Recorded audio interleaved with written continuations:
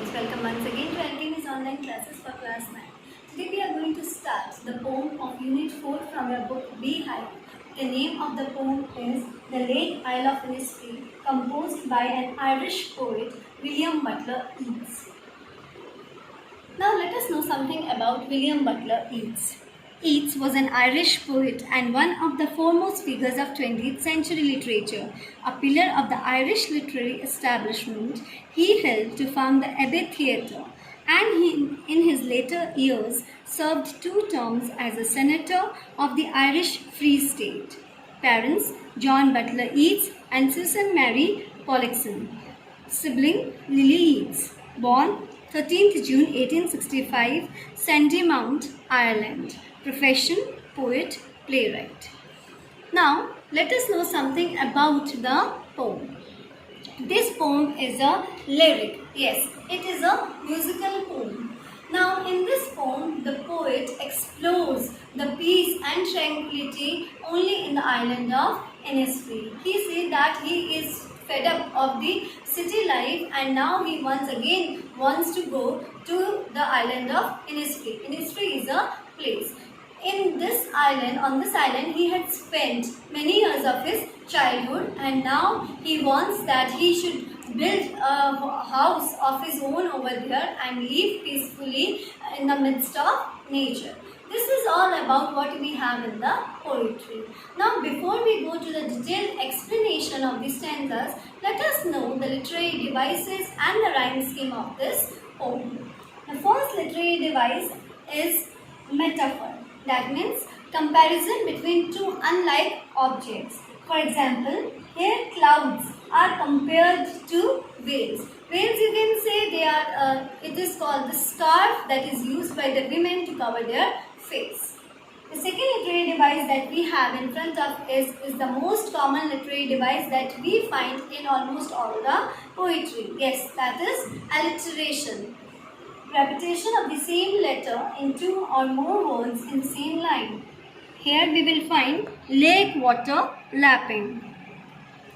Personification, giving a personal nature or human characteristics to the non-living objects or things. Here the morning has been personified by giving the attributes of the living beings. Next, repetition. The repeated use of words or sentence in order to lay emphasis. Here, the example you will find in the lines I will arise and go now, which is repeated in stanza 1 and 3. I hope the literary devices are clear to you all students. Now let us move to the rhyme scheme. The rhyme scheme of this poem is A, B, A, B. Now let us have a detailed explanation of this poetry.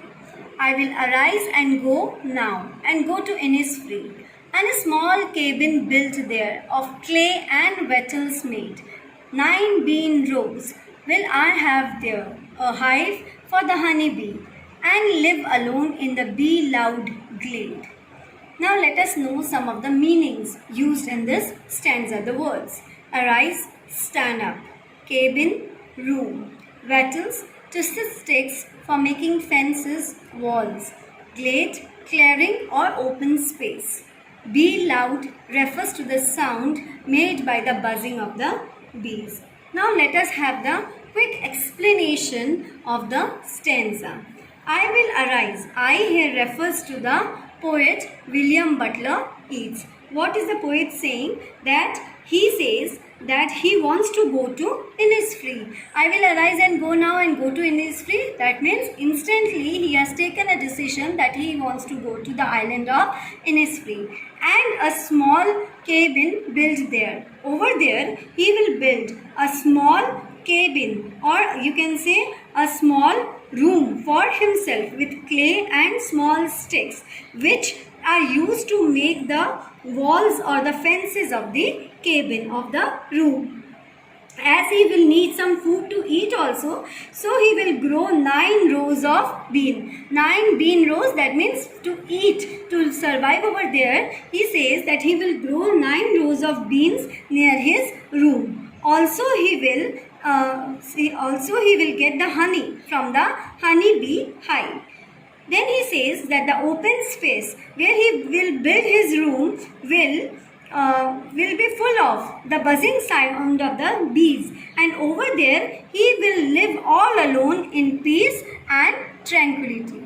Dear students, I hope the first stanza is clear. The poet says that he will get up, he has taken a decision that he wants to go to the island of Innisfree, where he is going to build a small room for himself surrounded by the wattles, and to survive he will grow 9 rows of beans, and also he will get the honey from the honeybee hive, from the hive of the honeybee, and then he says that he will spend his days in the midst of the buzzing of the bees.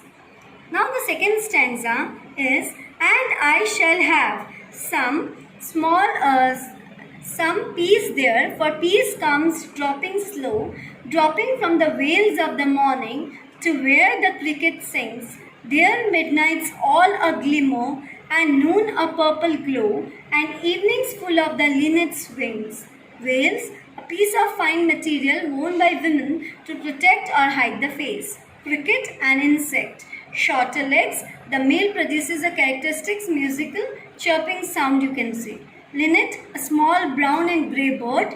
Glimmer here means something which is shining. Now the poet, he is saying that he is going to go over there, and when he will be in Innisfree, he will feel peaceful, and he says that the feeling of peace